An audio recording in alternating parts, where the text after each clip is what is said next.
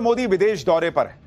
UK में आज नरेंद्र मोदी ने ऐसा काम किया कि जो अंग्रेज हम पर कभी राज करते थे, वो लगान फिल्म में नहीं सुने थे 3 गुना लगान देना होगा, वो 3 गुना लगान वसूलने वाले अंग्रेज जो हैं आज खुद को बचाने के लिए भारत से डील करने के लिए बिछे जा रहे हैं। लेकिन इधर आप ये भी देख लीजिए कि जब नरेंद्र मोदी विदेश जाकर बड़ी बड़ी डील कर रहे हैं तो भारत में राहुल गांधी और इंडी गठबंधन किस तरह की राजनीति कर रहे हैं।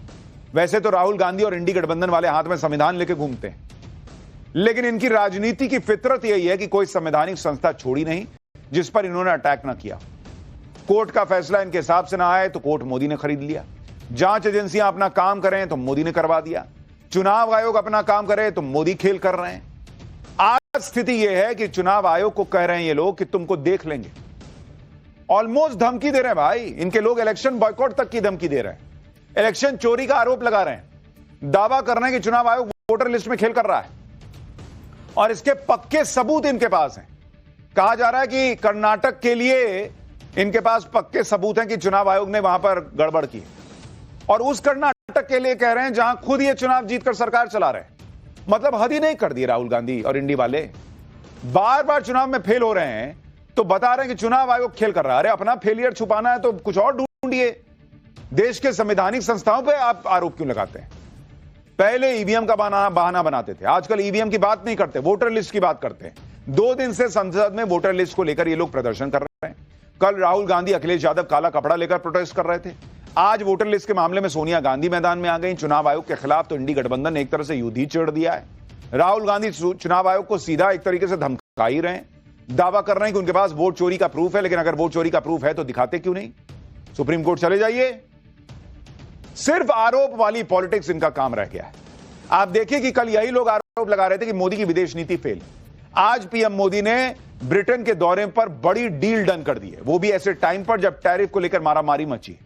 भारत और यूके की ट्रेड डील को देखकर आज अमेरिका, चीन, पाकिस्तान सबके होश उड़ गए होंगे, क्योंकि भारत और यूके दोनों ही बड़े और ताकतवर देश हैं। दोनों देश टॉप 6 इकोनॉमी में आते हैं।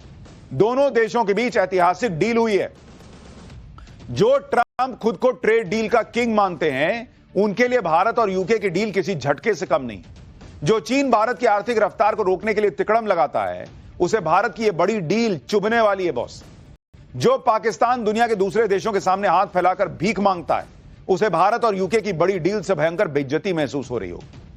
भारत और यूके के बीच हुई यह डील ऐसा क्या करेगी जो भारत की ऑलरेडी रॉकेट बनी हुई अर्थव्यवस्था और तेजी से आगे बढ़ेगी। इसके अलावा पीएम मोदी ने यूके में आतंकवाद के मुद्दे पर पाकिस्तान को कैसे घेरा, पीएम मोदी ने बिना नाम लिए कैसे चीन की क्लास लगाई, पीएम मोदी ने कैसे विजय माल्या और नीरव मोदी जैसे भगोड़ों को भारत लाने का इंतजाम कर दिया और खालिस्तानियों का क्या इलाज किया, यह सब आज आपको दिखाऊंगा। लेकिन पहले एक झलक दे।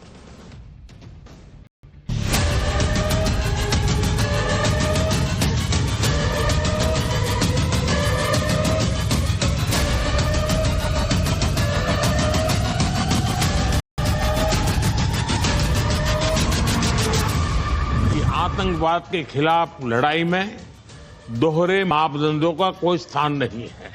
आज के युग की मांग विस्तारवाद नहीं, विकासवाद ही है।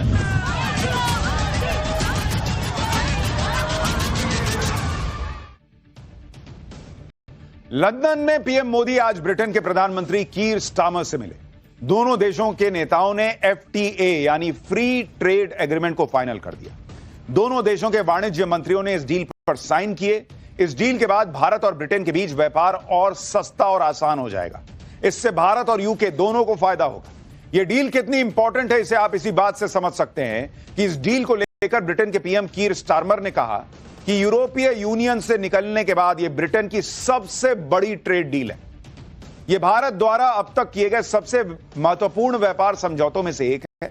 ब्रिटेन के पीएम ने भरोसा जताया कि इस डील से दोनों देशों में रोजगार बढ़ेगा, व्यापार बढ़ेगा, पैसा बढ़ेगा, लिविंग स्टैंडर्ड जो है, स्टैंडर्ड ऑफ लिविंग जो है वो बेहतर होगा।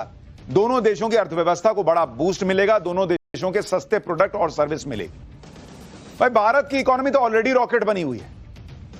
ये जो अंग्रेज हम पर राज करके गए थे किसी जमाने में 3 गुना लगान वाले, ये आज भारत के साथ इस डील को लेकर बेचैन थे, क्योंकि उनके यहां 3-3 प्रधानमंत्री बदल गया है बॉस, क्योंकि उससे इकोनॉमी नहीं संभली। यह डील उनकी कुर्सी को मजबूत करने जैसा है।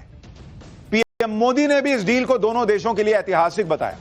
एक बार प्रधानमंत्री नरेंद्र मोदी को सुनिए, फिर आपको बताता हूं कि इस डील से होगा क्या, ट्रंप को आज कितना झटका लगा होगा यह भी बताऊंगा। पहले सुनिए जरा पीएम को।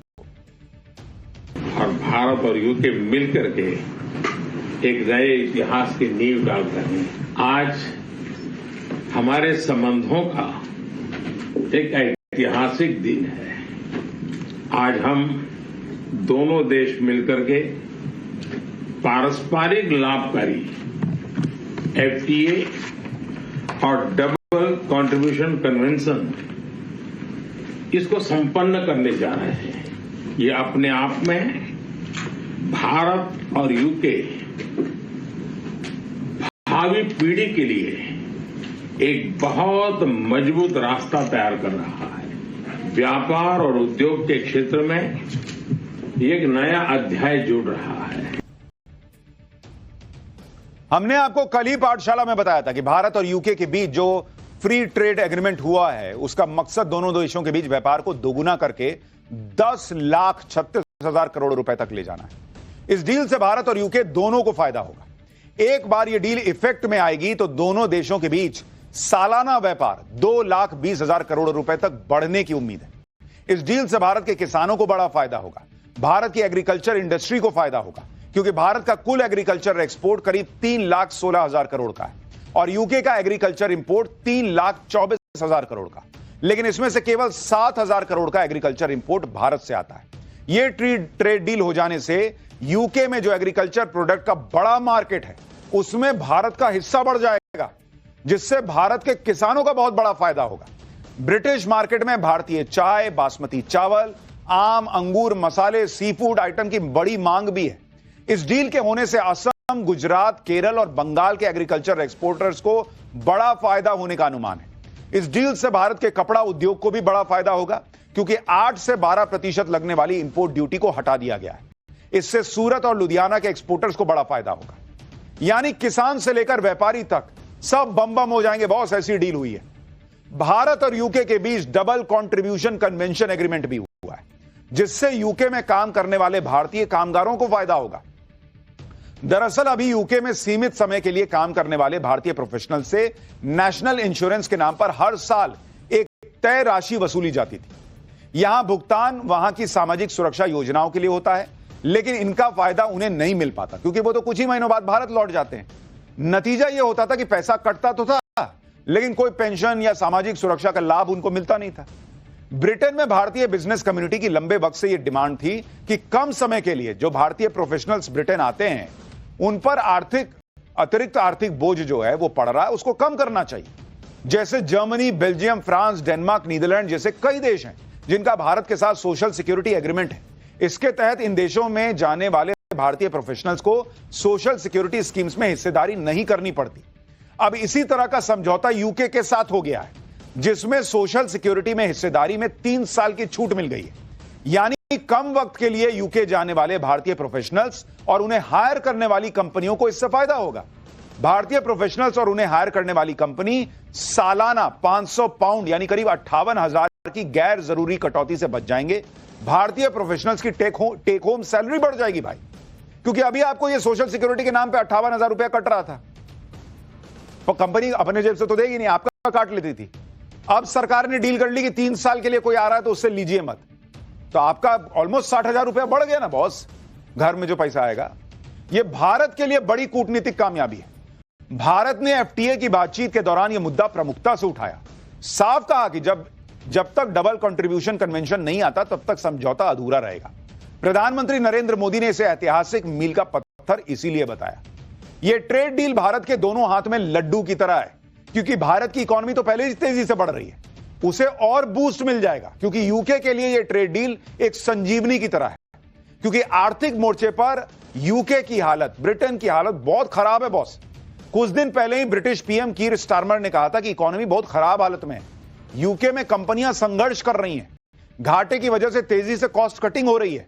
इसी साल मई में यूके में बेरोजगारी दर 4.7% पे पहुंच गई, जो 4 साल में सबसे ज्यादा है।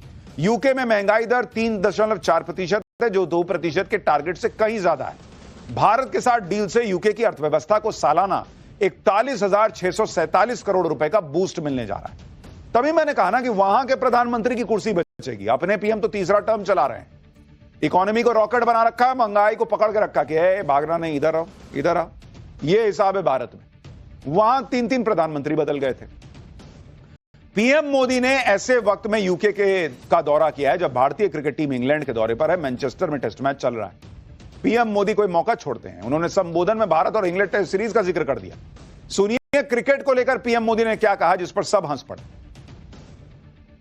जब भारत और यूके मिले और वह भी टेस्ट सीरीज के दौरान, तो क्रिकेट का उल्लेख तो करना ही पड़ता है।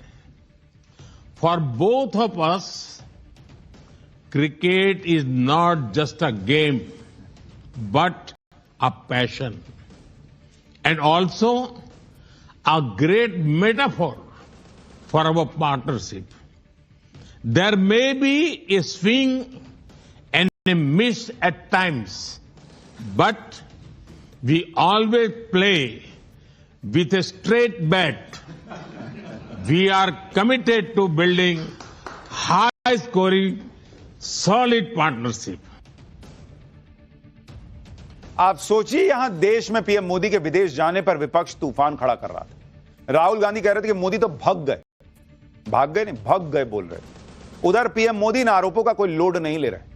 वो अपना आराम से डील कर रहे हैं, हंसी मजाक कर रहे हैं। उनको पता है भाई कि मैं भारत के लिए क्या करने जा रहा हूं, अपने देश के लिए क्या करने जा रहा हूं, इसलिए वो प्रेशर में नहीं आते।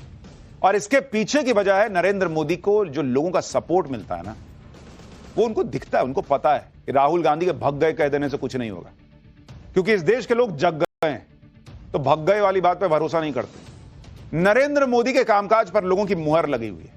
आप देखिए, पीएम मोदी जब लंदन पहुंचे तो वहां भारतीय समुदाय ने दिल खोलकर उनका स्वागत किया। मोदी मोदी के नारे लगे वहां लंदन में, देखिए जरा।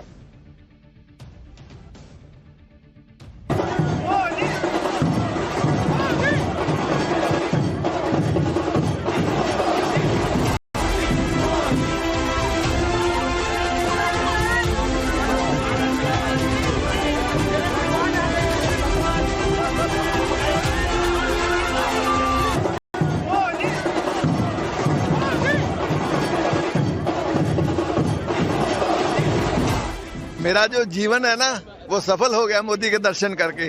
मैं अपना भगवान मानता हूँ, मोदी को भगवान मानता हूँ। भगवान से ऊपर कुछ नहीं है।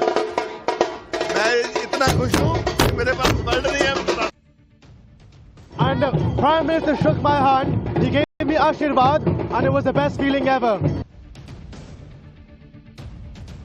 आप लोगों का सेंटिमेंट देख रहे हैं जो विदेश में रह रहे हैं कि भाई मैं मिल लिया नरेंद्र मोदी से, उनको देख लिया तो मेरा जीवन सफल हो गया। ऐसी ऐसी बातें लोग बोलते हैं। आप ये भी देखिए कि कल राहुल गांधी ऑपरेशन सिंदूर को लेकर पीएम मोदी की विदेश नीति पर सवाल उठा रहे थे। कह रहे थे कि हमारे साथ तो कोई देश ही नहीं खड़ा था। दूसरी तरफ आज आतंकवाद के मुद्दे पर भारत को यूके का साथ मिल गया। यूके की तरफ से पहलगाम हमले की निंदा की गई। आतंकवाद पर डबल स्टैंडर्ड रखने वालों को कड़ा संदेश भी दिया गया। सुनिए पीएम मोदी ने क्या कहा, फिर आपको बताऊंगा कि इधर पीएम मोदी यूके पहुंचे, उधर पाकिस्तान में क्यों हड़कंप मच गया। पहलगाम में हुए आतंकवादी हमले की कठोर निंदा के लिए हम प्रधानमंत्री स्टारमर और उनकी सरकार का आभार व्यक्त करते हैं। हम एक मत हैं